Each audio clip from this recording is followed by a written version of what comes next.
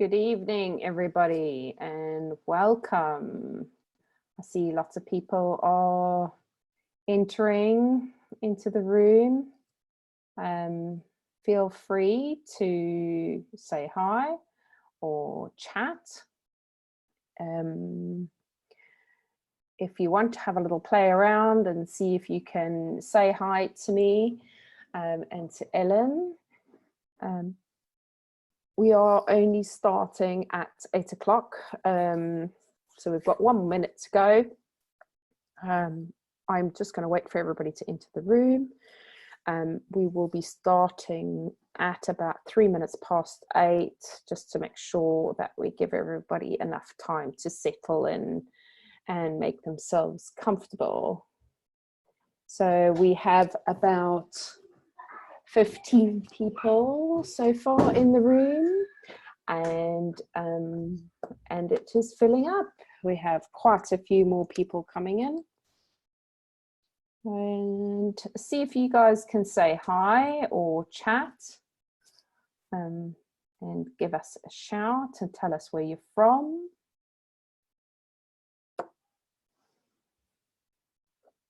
You'll see there'll be a little chat panel on the right hand side.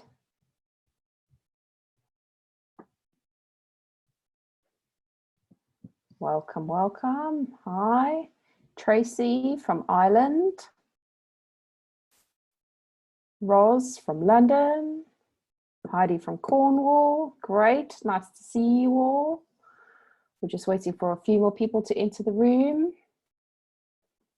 Canterbury, hi Susan. Feel free as we go out throughout the evening to ask any questions in the Q&A section, and Ellen will answer them all at the end. We'll be doing a little bit on coronavirus as well, seeing as it's quite topical. And it is now 8 o'clock. For those that don't know, we're just going to wait 3 minutes and let everybody enter the room. My name is Tanya, and I am your host. Ellen will be doing your chat with you tonight. Ellen is the director of the College of Practical Homeopathy. She is an acclaimed homeopath in London and an author, and she has been doing a series of webinars lately and continues to do so on a regular basis. So if you like what you hear tonight, make sure that you subscribe to our mailing list, which is on the college website. I'll pop that into the chat box just now, so everybody can just follow in there and make sure that they're on the list. A little bit of housekeeping. Everybody is generally muted. If you'd like to say hi or do a general chat, pop it into the chat box. If you have any questions, pop it into the Q&A box at the bottom of the screen. As you enter the room, just say hi and tell us where you're from.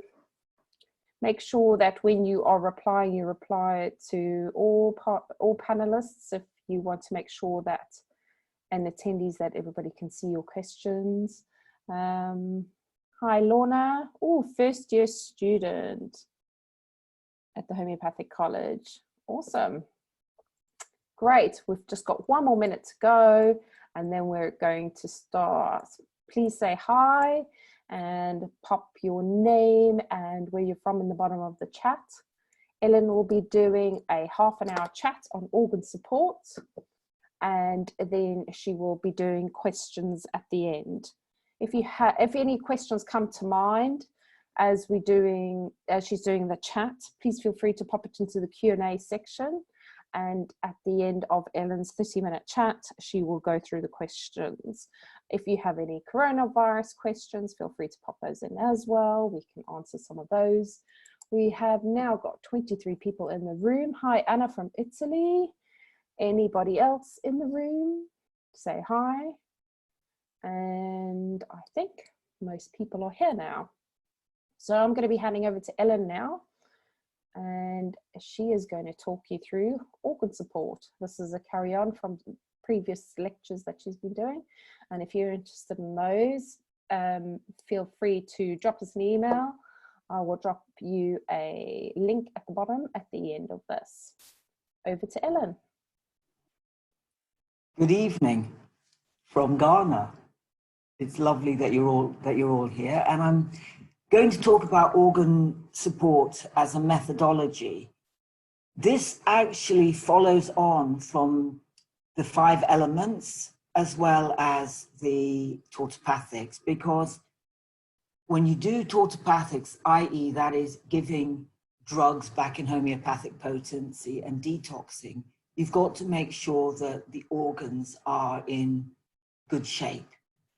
And if you need to support the organs for them to work properly, it's important to do that. This is quite a short talk because the method is quite small, but I'm going to give you a context to this so that you understand where this comes from. Now, the historical context is very simple.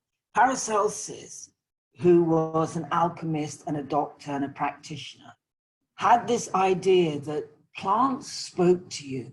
Where they grew gave you information, and that information actually relates to specific organs. And he said that if you were prescribing for an organ without knowing its doctrine of signature, you were actually a blind person. You didn't really know what it was that you were telling your practitioners. So the doctrine of signatures will give you an idea of what that plant did. So, arnica grows in mountains where people fall over. So it's a big remedy for trauma and for bruising. Rhus tox grows in damp places. So you'll often find that people are worse from damp cold.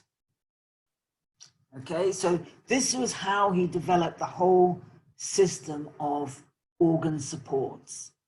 And I really think that if you're interested in organ supports, if you're out walking, I generally go for walks when I'm in Hackney along the marshes.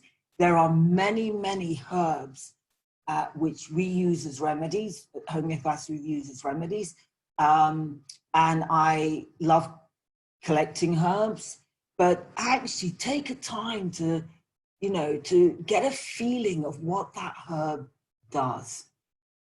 Get a little notebook. There's Collins do a small little book that you can identify the different herbs.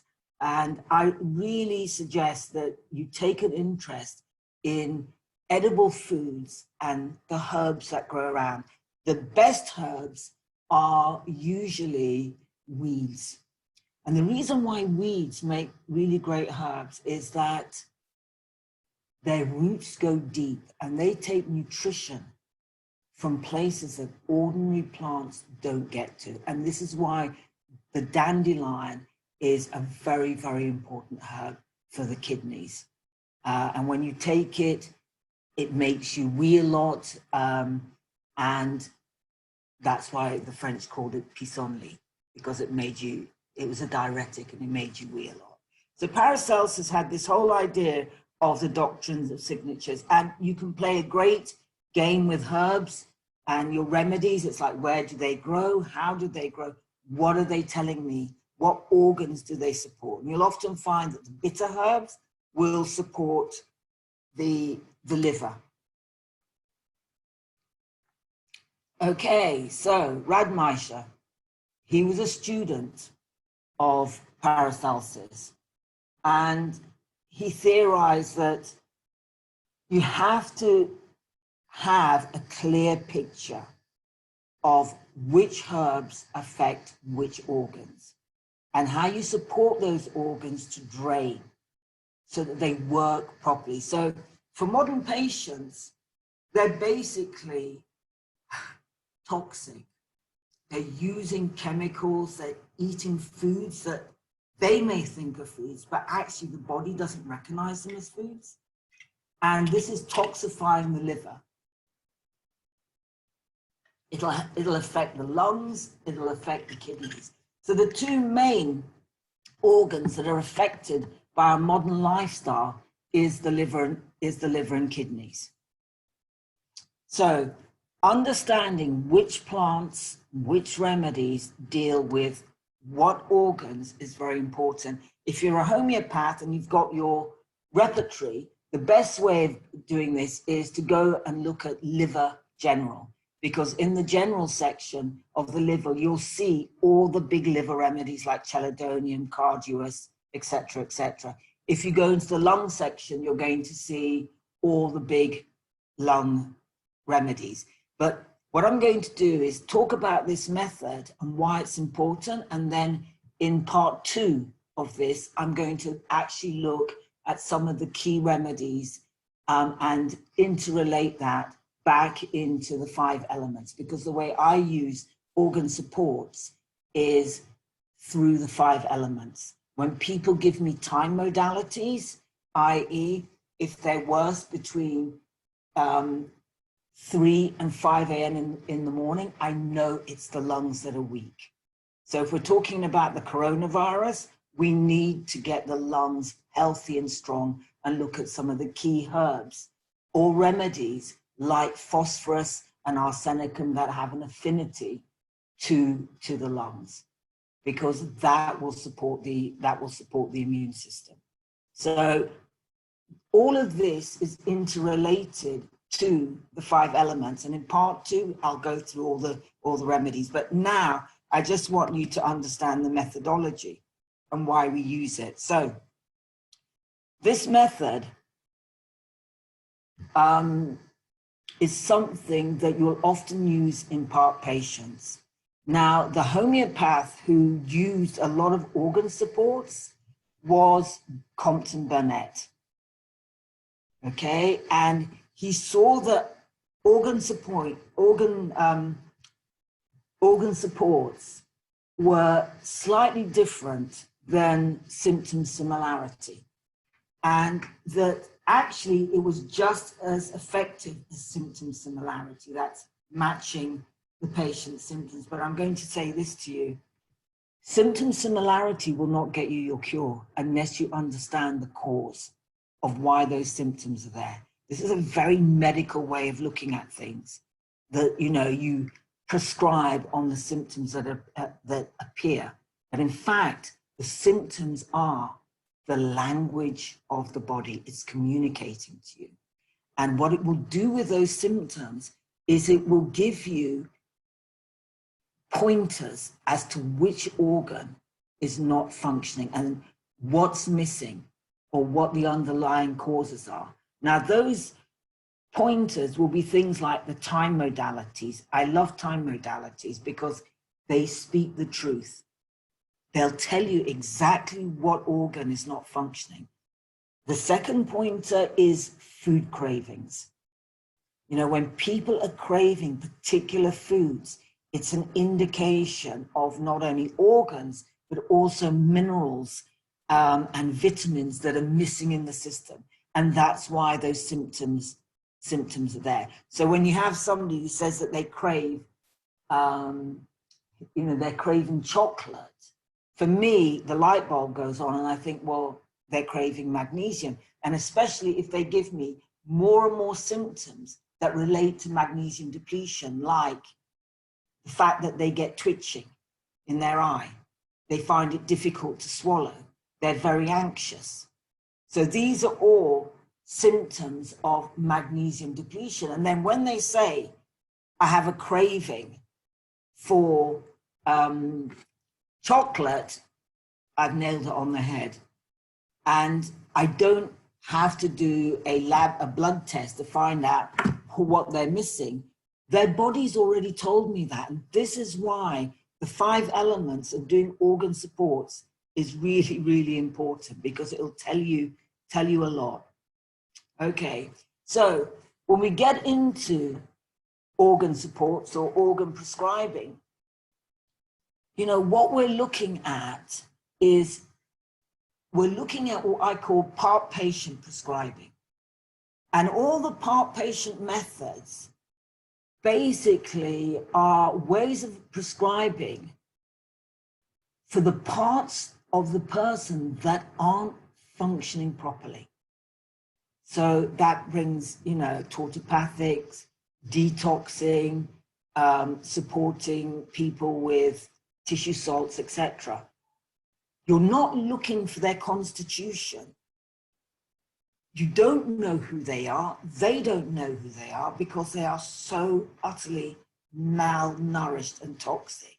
And what you're going to do is work out from their symptoms, particularly the modalities, what organs are not functioning properly, what essential vitamins and minerals are not there, and how you're going to support the body to repair itself. And this is an amazing aspect of homeopathy. You sometimes need to back this up with herbal tinctures and with nutrition. Okay, so it's about working out which organs are weak. Now, for a lot of patients who are on medication, just looking at the drug side effects will tell you which organs it's affecting. The main two that it affects is actually the liver and the kidneys. But our modern diet is going to affect the liver and the kidneys. So this is why in your case taking, you need to know, you know, how much alcohol the patient's drinking per week, what sorts of, foods they eat, because a lot of modern, what I've noticed when I do bioscanning on people, I'm really surprised how many people have a fatty liver. Now that goes hand in hand with the introduction of corn fructose, which is now put in all processed foods to sweeten it because it's a cheap sweetener. But the thing with corn fructose and fructose in general is that it is processed through the liver, not the digestive system like sugar. So when you're asking people about their diet, you need to find out exactly how they're poisoning themselves because it will affect their liver. And there's a lot of young people who by the time they're in their 40s, they might be 20 now, but they've got fatty liver disease. It will be epidemic. And you need to find out where it's coming from, and usually it's something in their diet, or they're taking drugs that have a big impact on their liver. So this is why when you're taking your case, you've got to be a detective. Quit thinking I'm a homeopath and they're going to tell me everything. I've sat there with patients and they've said to me, oh, I've got a good diet. And then you start questioning them about what they eat, what they crave, etc., etc. And in my book, it's not a good diet. That's why they're sitting in front of you, okay? So if the organ is weak, then you need to do organ supports and therapeutic prescribing for those organs. If the organ has degenerated, i.e. they've got fatty liver disease or cirrhosis of the liver, then you need to work out a way of how to regenerate that organ. Give the people, talk to your patient about lifestyle and diet, so they've got the resources to regenerate the organ. And people can regenerate organs, or organs will actually adapt. And this is where giving herbs related to a particular organ or remedies that are organ related, and using SAR codes. Now, SAR codes are remedies that are made from healthy tissue. And you can work out how you can direct the body to remember what healthy tissue is by giving it the correct nutrients that it needs to regenerate itself. Because each organ in the body has a specific requirement for particular minerals and particular vitamins. So if you're looking at the lungs need a lot of silica to function properly. And this is why if you're a homeopath and you're looking at big lung remedies, silica is there. It's one of the #1 remedies for ailments after pneumonia, for scar tissue. Okay, it will help repair any scar tissue in the lungs after pneumonia. So following that, you're looking at things like lycopodium, which has a lot of silica in it. You've got other organs like the liver, which has a high requirement of sulfur to function properly. Now, a lot of people just don't eat vegetables, and sulfur is found in the cruciferous vegetables like broccoli, cauliflower, cabbage, and it's essential for the liver to function well. The nervous system, it needs magnesium. The muscles need magnesium. And when that's out of balance, you're prone to muscular, muscular problems, aching in the joints, etc., etc. So it's very important. Iron, important for hemoglobin. So your patient's diet is very, very important. So when's the best time to use this method? When organs need detoxifying. If there is pathology or prolonged use of drugs. Okay. Now, I always found that people who need organ supports the first thing that comes out of their mouth is, I'm really sensitive to homeopathic remedies. When I hear that from a patient, I know that they need some sort of organ support, and basically their liver and digestive system is not functioning well. And I don't rush in with remedies. I've been there and I've done that, and I had terrible, terrible aggravations with patients when I've not listened to the body. The body has a specific type of language, and the best way to learn that language is to use the 5 elements chart I gave you in my previous talk when we talked about the 5 elements, and keep following that circle to see what organs are talking to you. They're very, very specific. So when there's a pathology, and when patients say, listen, I'm really sensitive to homeopathic remedies, I have all kinds of allergies to food, I'm constipated, and they give you a long list of things about how they saw this person and they had this aggravation. And I just think to myself, do you know what? You need organ supports. And the 3 key organs that need the biggest support from modern patients is the liver, their digestive system, and the kidneys. They need a lot of support, okay? Some patients are extremely weak. And these types of patients, they're not ready to even do a detox. That's something that you're going to have to work towards, get the organs functioning properly, get the bowels moving, even if you have to encourage them to have psyllium husks, or, take something like Lepicol, which is psyllium husks with, bioflora in it, just to get the system going again. If you don't, they're a toxic mess. And when you give remedies, what you're asking the body to do is heal itself. And if the lines of elimination are closed, they don't really sweat. They don't, go to the toilet regularly. So you are constipated if after eating your main meal, you don't go to the toilet within half an hour to an hour. So if you're eating 3 main meals a day, you should be going 3 times a day. If you're eating 2 main meals a day, you should be going twice a day. If you're eating 1 main meal a day, then it'll be once a day. Your bowels should go, you should go quickly. It shouldn't leave a mess, and you don't need all that toilet paper.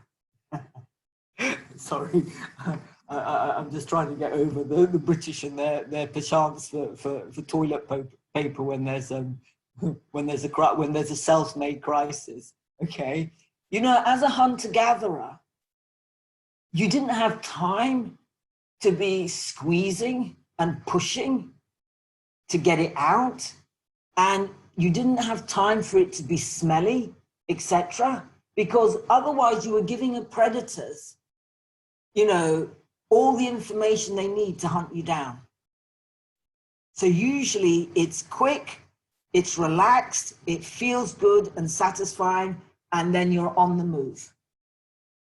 If it isn't any of those things, then you've got constipation. And if you're going to the toilet every half an hour, I don't know if any of you have ever done a vitamin C. You know, you keep taking vitamin C until you get diarrhea.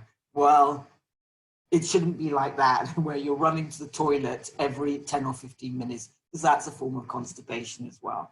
So that's what you're looking for when you're looking at your patient's case, is what's going on.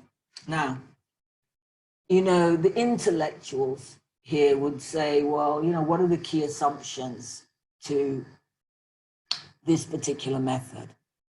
Now, one of the key assumptions is there are specific remedies that have an affinity for particular organs. These you can find when you look at your repertory. And secondly, that for some clients, it's useful to treat that specific weakened organ, etc. first, i.e. if the spleen is congested or damaged, treat that. What you will find in practice that even if an organ has been removed, on an energetic level, that organ is still there and it is possibly still damaged. So you can use organ-specific remedies to support the spleen, even if the speen's been taken out. Even if they've lost a kidney, you can, you know, use your kidney remedies like taraxacum, kidney sarcode, etc., to support the kidneys to function properly. If they've had their gallbladder out, there's absolutely nothing wrong with using, you know, gallbladder back in homeopathic potency to make sure that the gallbladder with indicated remedies like pulsatilla actually do their job. So that's the key assumption, is that there are organ-specific remedies, and this you can find in your repertory to guide you. That's what I use. Okay, so organ-specific herbs and homeopathic remedies can not only cure the main organ that's dysfunctioning, but they can feed and nourish other organs. Now, if you were listening to me on the 5 elements, each of the organs has an emotion. And if the liver is toxic, you will find that you feel grumpy, miserable, and curmudgeonous. And that may not be you. But once you start using remedies like chelidonium, carduus, lycopodium to support the liver, what you tend to find is the patient's personality starts to change and they start feeling more like themselves again. So not all mental emotional stuff can come from mental emotional traumas. Some mental emotional stuff can actually come because the organ's not functioning properly. They don't have what they need. It's the same with the kidneys.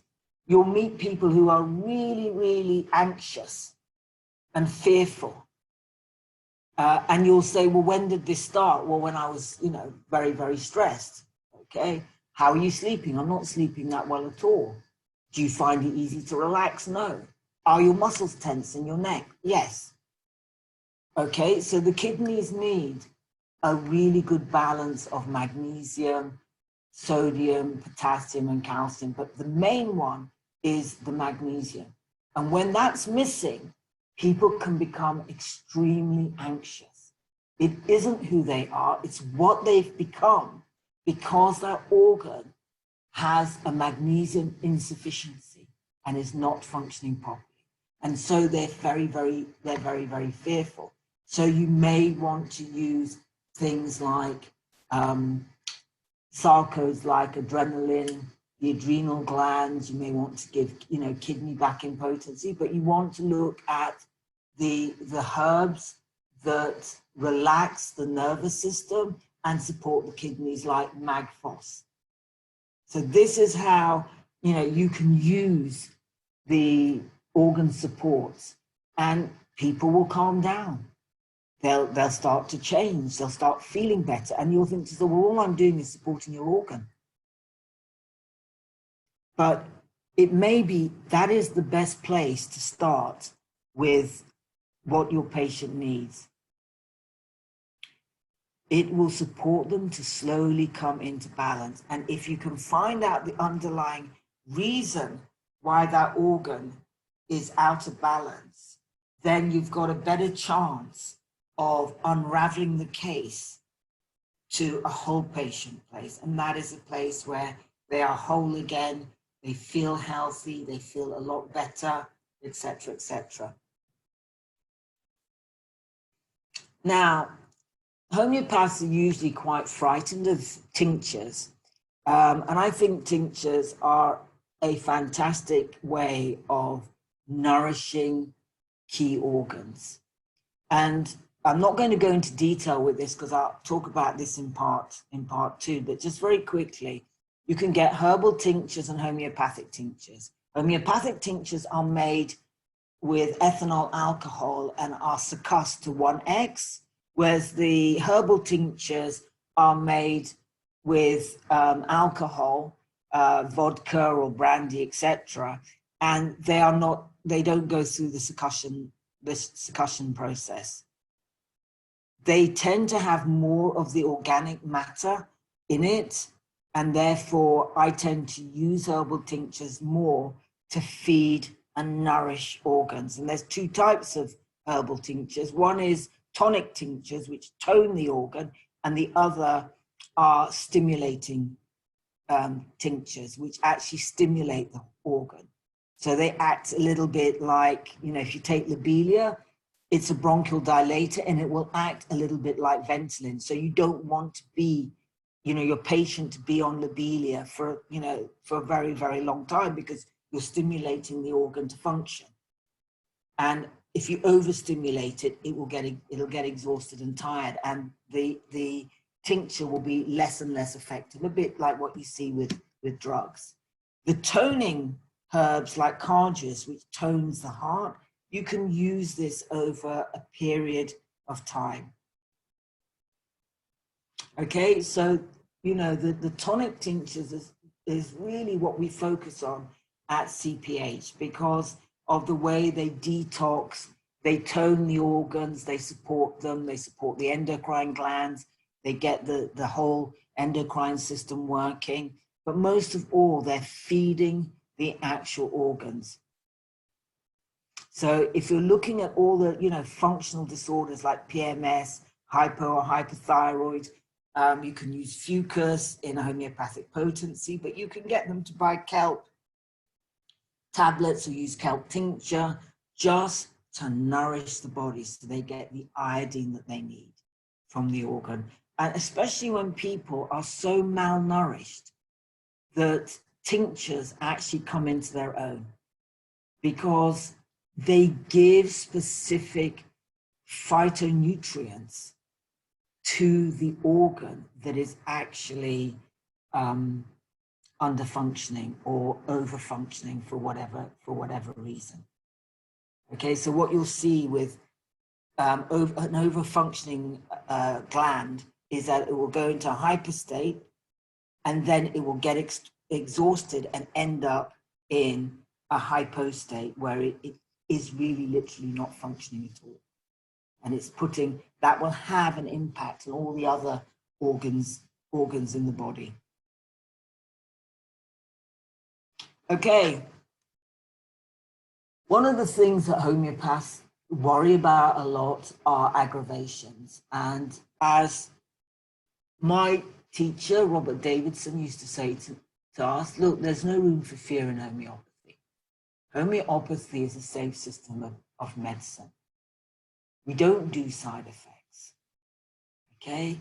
We are facilitators of the biosuit.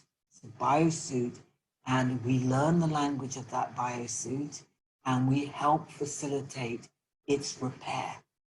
Okay, so when it speaks to us, it's trying to repair itself. So when we have an aggravation, it's just communicating to us that what you're asking it to do, it can't do. Now, the biggest thing when you're doing organ supports, especially if you're dealing with organs like the liver, and the lines of elimination aren't open, i.e. the patient is constipated, they don't urinate properly, they're not drinking enough water, they don't sweat properly, then as you give organ-specific remedies, they may start finding that they've got, you know, headaches, discharges. And I remember when I first took over CPH, I was driving one of the students to the nearest station, and she was telling me about a patient of hers who had something wrong with her, and she repertorized. She said, oh, but I gave her sulfur. I said, yes, and what happened? She said, you won't believe it. She said all this gunk started pouring out of her eyes and her nose. And she had this massive aggravation. And I said to her, it's not an aggravation. Her lines of elimination was closed. And I said, was she constipated? She said, yeah. I said, well, there's your problem. You didn't open the bowels. So getting the bowels to work is really important because the liver stimulates the digestive system. And if the back passage is closed, the body will find a different way of eliminating that toxicity. And it often comes out through the eyes and the other orifices. Now, one of the things I know about allopathy is they hate discharges. The minute they see a discharge, they will do anything to stop it. A discharge is only information that the toxicity is not leaving the body in the right place. Okay? The biosuit is doing what it's supposed to do, and that's eliminate toxins. If you give sulfur, you're asking it to eliminate stuff because you've stimulated the liver, and that's what the liver does. Okay? If things are blocked, it'll find a way of coming out somewhere else. And all you have to do is ask the patient about the bowels. But you know, if you're smart, you make sure that's all working before you start giving sulfur or other, you know, herbs and remedies that deal with stimulating or supporting the liver to drain and clear itself. You know yourself, if you've got drains at home and they're full of leaves, guess what happens? The water just pours over the side. It's the same with the body.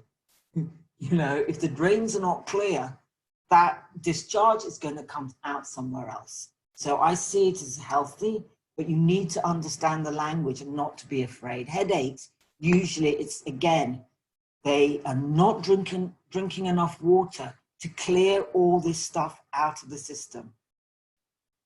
Okay. So kidneys and bowels need to be working properly, because if they're not, this is when you're going to have your problems. And make sure that they're drinking enough water. The other thing that happens when patients are wanting to change their lifestyle and do things, they'll suddenly give up tea or coffee and then wonder why they've got massive headaches and they feel really agitated. And these are just withdrawal signs. So you need to work out from your patient what is withdrawal signs and what is drainage and discharge, because the lines of elimination are not open.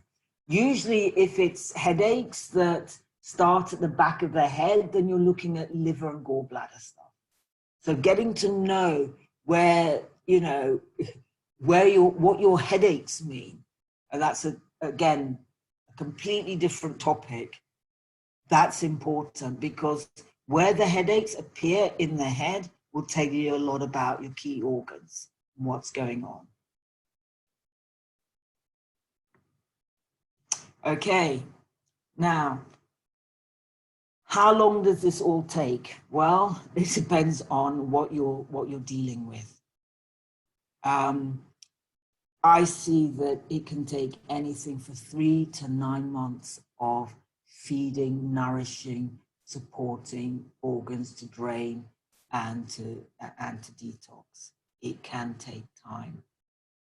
So don't be in a rush.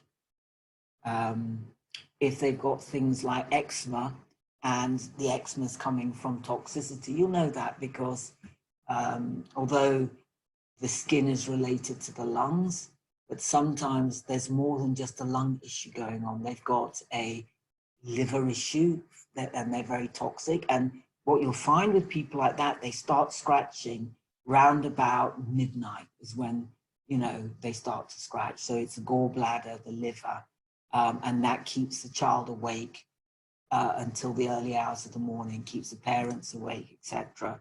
So you know that it's the liver, although it's the skin. You've got to give cell salts, support the liver to drain.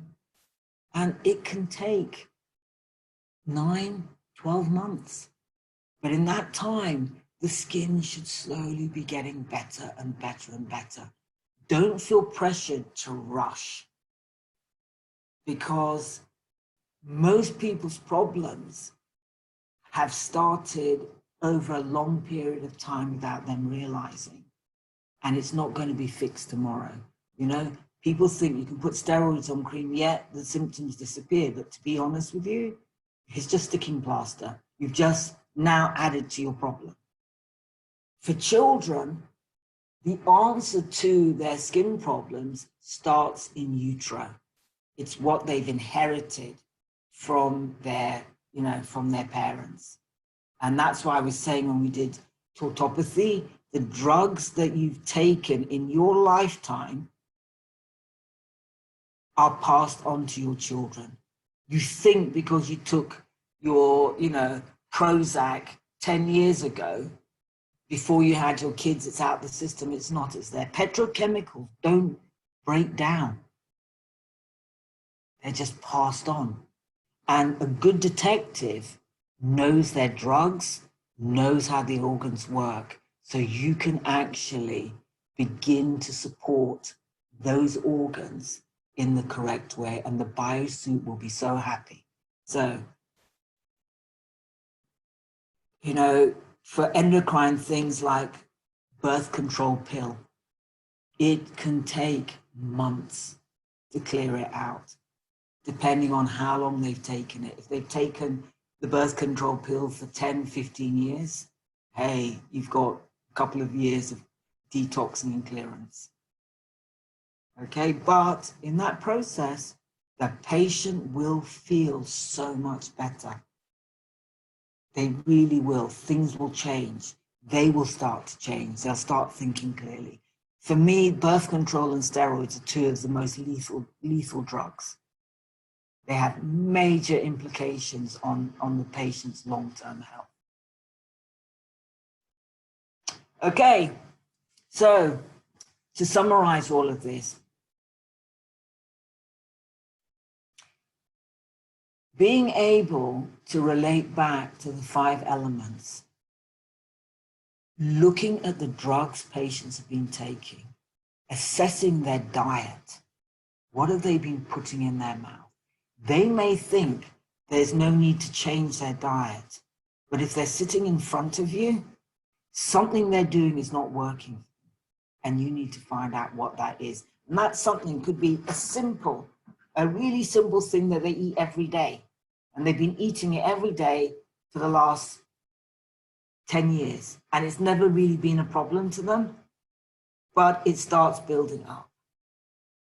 And it could be quite simply, they've been drinking a couple of glasses of milk every day at night before they go to bed, because they feel hungry at 9 o'clock, and a glass of milk before they go to sleep seems to settle them down, and they're fine. But they've got rhinitis. They can't see the relationship to the milk and the rhinitis. You ask them to give it up, but they don't understand.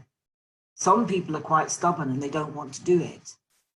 But those who want to get better, give it up. And immediately, just by taking that obstacle to cure away, the body can start taking down the inflammation.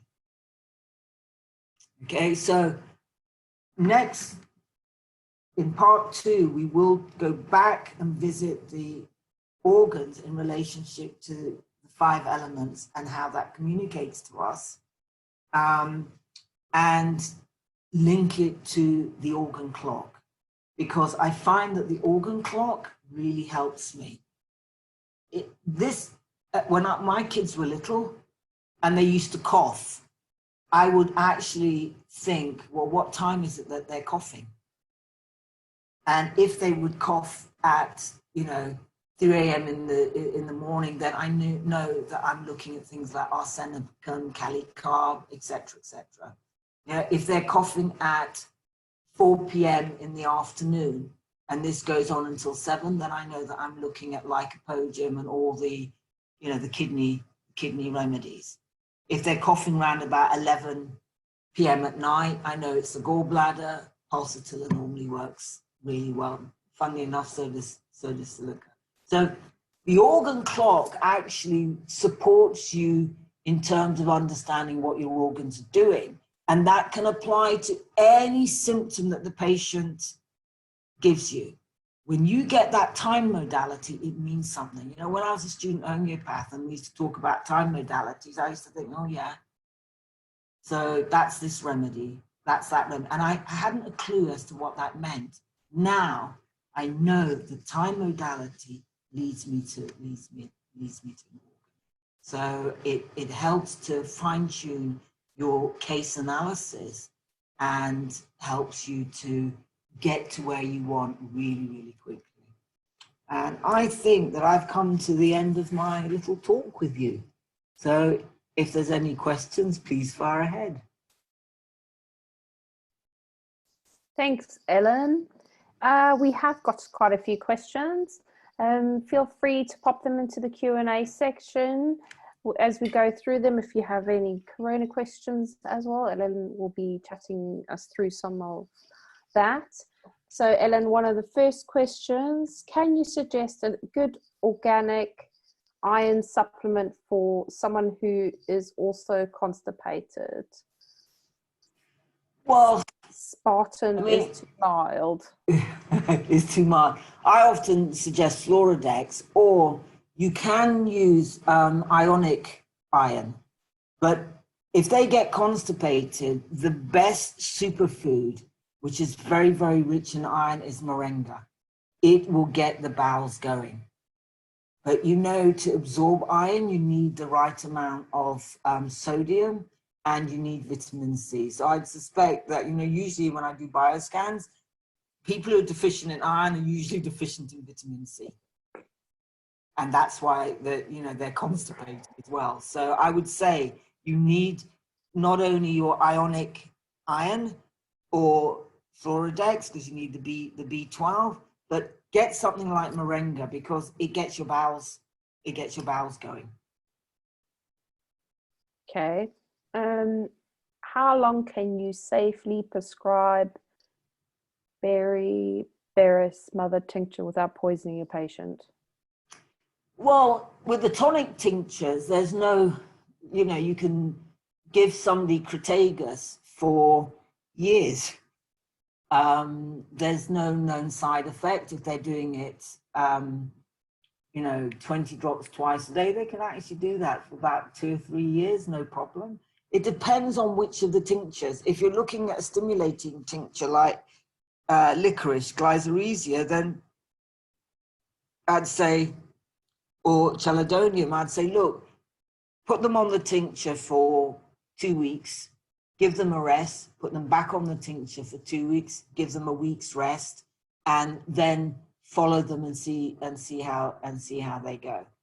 I've never ever had a problem, and sometimes people have been on tinctures for the same tincture for about 10 months. Okay. What are your thoughts and experiences with wet cupping? This is cupping with small cuts between the shoulders. Is it supposed to be very good for detox and draining? Well, I don't really know a lot about cupping, so I can't really comment. I think this is something for an acupuncturist or somebody who does lymphatic drainage. But it's not my expertise, so I can't comment. You know, I just say, look, try it. I'm into trying everything out and seeing how it works on me first before I recommend it to my patients. Good idea.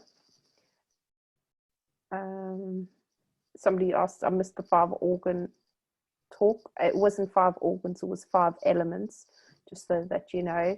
And yes, it is still available. If you just email us, we'll send you the link. Somebody else has asked, iron, nettles is good. Yep, brilliant. You know, it's, to me, it's like moringa. Foods are your best source of, you know, foods which are densely packed with minerals are your best source when you're low, because there's other phytonutrients in the food that combine to make it more absorbable from the digestive system. And nettles are really good at taking inflammation down. So if the digestive system is inflamed, your nettles, you know, the nettles will take it down. Nettle tea. Here in Ghana, they use things like taraxacum leaves as part of their soups and stews, etc. I've had some really wonderful moringa stews here. You know, it just grows outside. They pop it in the stew, in the soup, and you know, you think, wow, I'm being nourished. Great. You mentioned Bioscan. Where can you purchase a good machine? It's the machine that I have is a very, very simple one. It's called a quantum resonator. I think, I'm not sure the full name. It's not that expensive, and usually I give people links to go to eBay where you can buy it. It's really, really easy to use, and you can see exactly what minerals, vitamins, and toxins are in the system.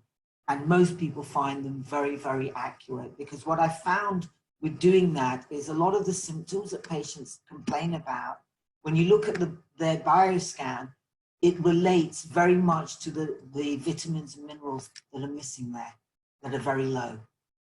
So I personally think that the vast majority of people who see their doctors are going for malnutrition, and are being drugged up to add to their malnutrition. Just a vicious cycle, isn't it? It is. What specific organ support do you recommend for coronavirus? Oh. Somebody was bound to ask. You know, to me, your big remedies are in the lung section of the repertory. And my one is phosphorus. Phosphorus and arsenicum. I'll tell you why. And pneumococcus impotency, because this virus likes the lungs. You see, fear is a killer. The minute you go into fear, your immune system will go down. And what I know from experience is this: the thing you fear the most is what you get. So the only way to deal with fear is to face it. And one of the best remedies for fear is arsenicum. If you think you're going to die imminently, add aconite to it. But for me, the key remedies for the lungs is phosphorus, because I think the coronavirus can be hemorrhagic, and pneumococcus, because it tends to turn into pneumonia, etc., etc. So those things that I suggest. Would you give a high dose or a low dose? Well, to be honest with you, if you've got it, I would just give high. I mean, I go 10 m's, 50 m's. I mean, I do ABC in a 50 m for my grandkids. But if you're thinking of preventative, you know, the best prevention I know of is getting X-Clear, adding your remedies in 30C to X-Clears, but I think it's more effective than a mask, and squeezing it up your nose and off you go. It's a saline solution made with xylitol. And what that does is it stops the virus or bacteria or fungus from actually attaching itself to the mucous membranes. That's the amazing thing about this stuff. And, you know, that's why they recommend xylitol in toothpaste, because it stops the bacteria in the mouth from chipping away and producing plaque in the, you know, underneath the gums. So it basically stops bacteria from attaching itself to the mucous membranes. And I'm surprised that everybody's not running out buying huge amounts of xylitol. They're doing toilet paper instead. So it's very, very interesting, you know. But you have toilet paper in Ghana, don't you? But yeah, we do. I want to say that I have toilet paper in Ghana, and every time I go to the toilet, I have a good think and think, oh, the poor Brits, there's no toilet paper in the supermarkets. Have they never heard of a shower? Sorry. We digress. We digress. To clarify the earlier question about berberis tincture in herb medicine. Berberis should not be given for long periods of time. Just need to clarify this for berberis. Yeah, in homeopathy. it's, you know, berberis is one of the stimulating tinctures, and again, you know, I'd say if you're not sure, do it for a month, stop for a month, go back. But to be honest with you, I've been taking berberis now for the last 9 months, and I haven't had a problem with it. I've only stopped taking it since I came to Ghana. So it, you know, it's something that if you're not sure, then use the low potencies like 3x, 12x of berberis and go from there. But once you start to know your tinctures, you will know the ones that you can use for a long time. Stimulating tinctures, no, use them on and off because you'll exhaust the organ. But tonic tinctures you can use for quite a long time. Or low potencies, do X potencies for your patients. Okay. Somebody's just made a suggestion. They're saying that the Indian government is suggesting arsenicum album as a prophylactic for coronavirus. You know, I can understand that because everybody's in an arsenicum state. Mm. They're washing their hands using hand sanitizers. And personally, if I was, you know, looking at, I'd look and see what is in the hand sanitizers. And if you see the toxic chemical waste in there, I wouldn't actually go anywhere near it. You can make, I mean, neem oil is fantastic. That's another thing that you can put in your, you know, rub around your nose and in your ear to stop you getting an infection. One of the best antivirals, antifungal, antibacterials is oregano oil. I never travel without oregano oil. Take it once a day and it'll act as a prophylaxis. If you've got an acute cold and you take it with your indicated remedies, you'll be over it in no time at all. Okay. I've just got a combined remedy from Ainsworth today. Can't remember what it was, but a combined flu and cold remedy. Okay. I think it's a bit more of a statement. Thank you for sharing. We are fighting against coronavirus. How could we support the people involved in the fight, such as doctors and nurses? These people are almost exhausted. Well, the thing is, I think that we shouldn't come from the place of fighting something. You see, the problem isn't the coronavirus. I'd say I would look at the coronavirus as a teacher. What is it teaching us about our modern lifestyle that isn't working? And something isn't working. And so this is the greatest opportunity for people to take back their power, take responsibility for their health and quit the fight. Because if you're studying homeopathy, what you're looking at is susceptibility. And that is something that you never hear of in the news. What I'm interested in is why some people get the virus and recover, no problem, and why other people get the virus and die. Because once we understand the difference between those sets of people, then we're in a better place of supporting our immune systems to do what the immune systems do best, and that is to keep us healthy. So it's not a fight, it's feedback about what we aren't doing as modern people. We are destroying our soil, we're eating toxic food, and yet we want a vaccine to fix our out of context lifestyle. And to me, the coronavirus is a wake-up call. You know, it's a simple virus that has now become a bioweapon. When I first looked up coronavirus in WebMD, it just said that it was like the rhinovirus. But something happened for it to mutate. And you don't hear about the truth and what's going on. All you hear is about people's opinions. But if you want to get on with your life, then take responsibility for your health. And instead of rushing out to buy toilet paper and loads of pasta, because pasta is the worst thing for your immune system, you should be investing in moringa, spirulina, coconut oil, etc., etc. That's what your immune system, and buying, you know, bioflora for your gut, because that's what your immune system will need to fight the virus. So the fight outside, no, it's what's inside that needs addressing. That's what we should be focusing on. And I'm really sorry doctors have worn themselves out, etc., etc. But if I was a doctor, I'd ask myself a question. Why am I in modern medicine? That's the question I'd ask myself. Why am I doing this? Because obviously we don't have the right tools to address this. And actually the tools are in the patient. They're the healer.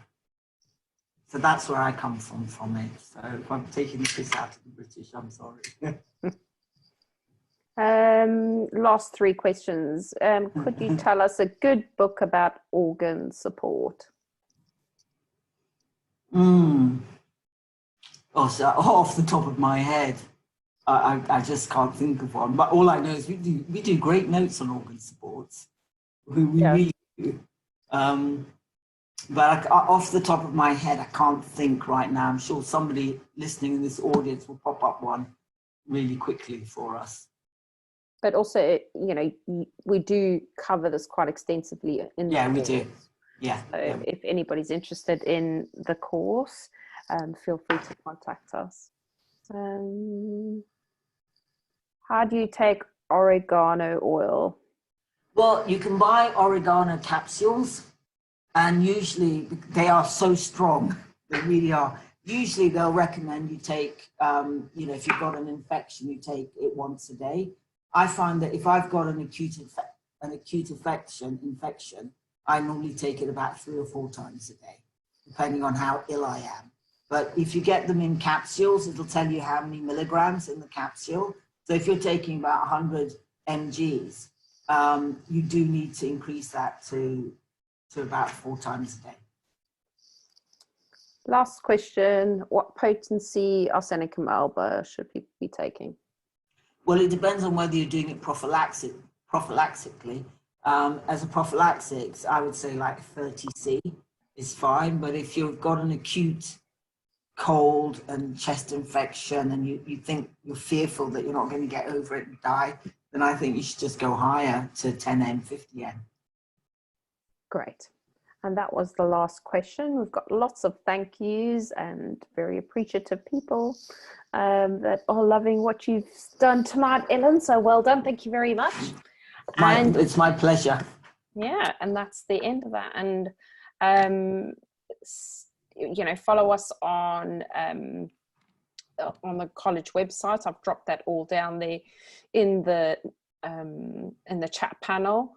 And all of you who've registered can see this video is a recording, and you can watch it again if you've missed anything out. And we will be back hopefully next week with another series.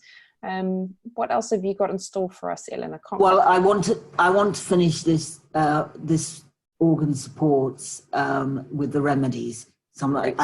I mentioned some of the remedies very briefly, but I wanted to go back and look at the bio clock and some key remedies for key organs.